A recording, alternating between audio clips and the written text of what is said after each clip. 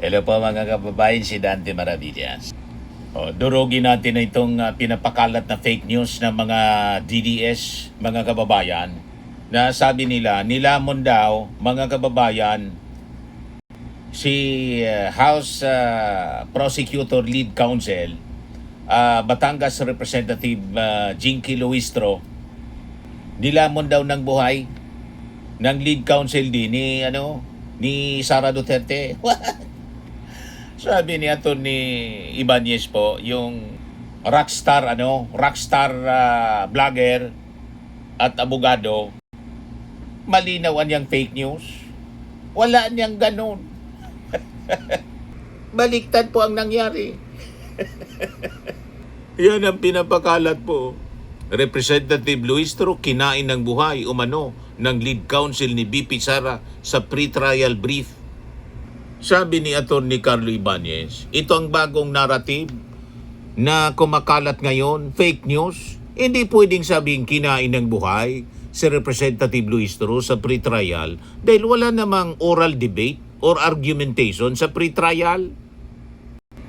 Ang pre-trial niya ay preparatory stage lamang. Dito inaayos ang mga dokumentong gagamitin bilang ebidensya, mga testigo na iharap, mga stipulation or facts na pinagkakasunduan, isyong tatalakayin, mga trial dates at schedule. Walang naglalaban na magkabilang panig. Walang naglalaban na magkabilang panig dito. Ginawa ang pre-trial para maging mas mabilis at organize ang trial. Kaya kalokohan na kinain ng buhay sa pre-trial, halatang walang alam sa batas ang mga nagpapakalat nito. Sana hindi mga abogado ang nagpakalat nito. Kakaya talaga sila. Kung ganon, pinagtawanan niya.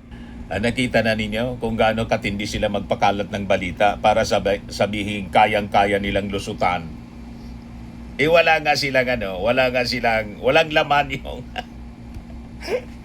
yung sagot nila, walang laman. Sabi ko sa inyo, pag nagpapaniwala kayo dito sa mga DDS influencers, tapos kayo, magiging biktima kayo sa kanilang mga black propaganda. Makinig kayo sa mga matitinong vloggers tulad ni Atty. Carlo Ibanez at siyempre tayo dito. Di ba? Pero pag ang kwento po galing sa mga DDS, huwag na po kayo. Puro yan kalukuhan. Puro propaganda. Yan ang may strategy nilang ginagawa. Na siya pinapakalat nila, bukya niya si Luistro. Anong bukya? Kayo ang bukya. Malinaw po na peke at imbento lang ang naratibong ito ng mga DDS. So taliwas mga kababayan sa kanilang pinapakalat na fake news. Hindi kailanman nilamon ng depensa itong si Representative Jinky Luistro na siya ring lead counsel ng prosecution panel. Sa katunayan po, baliktad yung nangyari. Ang bukya po yung mga abogado ni Sara sa harap ng matatag na paninindigan ng prosecution. Ang kanila pong mga ingay sa internet ay hungkag lang po na pampalubag loob nila. Sa isang depensang tuluyang nabaon sa loob ng court proceedings, supalpal po ang delaying tactics ng defense. Nabigo mga kababayan yung kampo ni Sara na gamitin yung pre-trial conference para patagalin o i-delay yung proseso. Matapos na harangin at supilin po yung prosecution panel sa pangunguna ni lead prosecutor Jinky Luistro ang kanilang mga pansariling maniobra. Sinubukan kasi po ng mga abogado ni Sara na palawakin pa ng gusto ang mga stipulations o mga kasunduan upang mas lalong humaba at maging masalimuot ang pre-trial. Ngunit maaga po itong tinutulan at ibinasura po ng grupo ni Luistro. Ikinandado po ng prosecution yung pinto para sa kanilang mga pautot na scientificong pag-aksaya lang ng oras. Tagumpay at kontrolado ng prosecution po yung proseso. Nakuha ng prosecution panel ang eksakto pong resulta na gusto po nila nang malimitahan lamang ang mga usapin sa mga pinakakailangan na nagpapatunay po na nagtagumpay po sila na ihanda ang mabilis na pag-usad ng trial proper. Yun po ang aktual na nangyari. Puro baliktad yung mga sinasabi po ng mga propagandista ni Sara. Nilamon daw. What?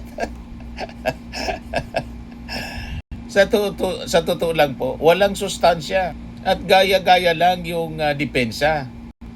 I mean, ebidensya ng depensa. Na booking po ng prosecution na malaking bahagi ng mga dokumento at mga testigong inilista ng kampo ni Sara po ay kopya lamang o katulad din po ng mga nauna ng inihain ng House Prosecutors.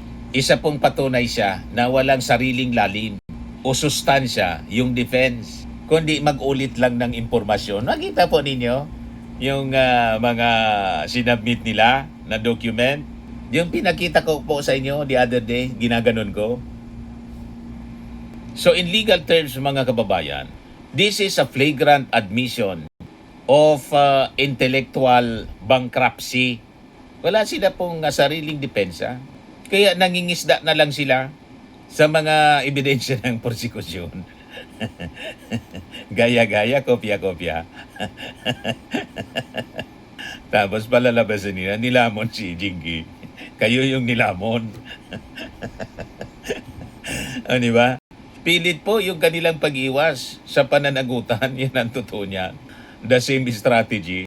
Sa batas mga kababayan, alam naman natin ito. May tinatawag po na flight is an indication of guilt. Kaya puro pag-iwas po ang ginagawa nila. Guilty kasi. O, di ba? Kung malinis po yung konsensya ni Sara Duterte, bakit po takot na takot ang kanyang mga abogado na umusad yung kaso? Ganun lang yun. Bakit kailangan nilang mag-amok sa social media? Kung kaya naman nilang sagutin ang akusasyon na may sustansya. So ang kawalan ng integridad mga kababayan ng kanyang mga legal counsel, refleksyon ng mismong prinsipyo ni Sara na kapag walang maisagot ng matino, dadaanin sa gulo, dadaanin sa drama, at saka pagpalawig ng oras. Papaikutin lang. Paikot-ikot na kwento. So binasag po ni Representative Jinky Luistro ang diskarte nila. Hindi obra po ang kanilang lawyering na walang sustansya sa harap ng prosecution armado ng katotohanan at solidong mga ebidensya. Ganun po. So the final countdown mga kababayan ay nagsimula na. Tuloy na yung pagpapanagot. Magsisimula po kasi sa July 6 yung trial. Dahil po siya sa talas ng pagharang ng lead counsel ng prosecution ni Jinky Luistro. Tuloy-tuloy na yung impeachment trial sa Senado sa July 6. Kung saan formal niyang harapin yung mga articles ng impeachment, yung maling paggamit ng confidential funds, yung hindi maipaliwanag na yaman, yung pagbabanta sa ating Pangulo, kay Lisa Marcos, kay Martin Romualdez, pati mga kababayan yung kasong bribery. Hindi po obra yung drama nila. Ika nga tapos na yung pambubudol. Kailangan na niyang humarap sa hustisya mga kababayan. Wanted o hindi ang mga sagot mo, magtago man kayo sa likod ng mga pinapakalat na fake news. Ang July 6 mga kababayan, yung magsisilbing araw ng paghukom para doon sa mga magnanakaw sa kaba ng bayan at nagbanta sa seguridad ng ating bansa.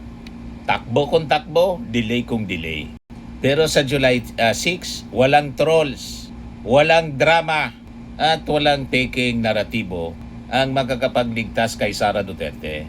Sa bagsik po mga kababayan ng katotohanan na dala po ng House Prosecution Panel sa Senado. Handa na ba kayo? Ayan man lang po mga kababayan.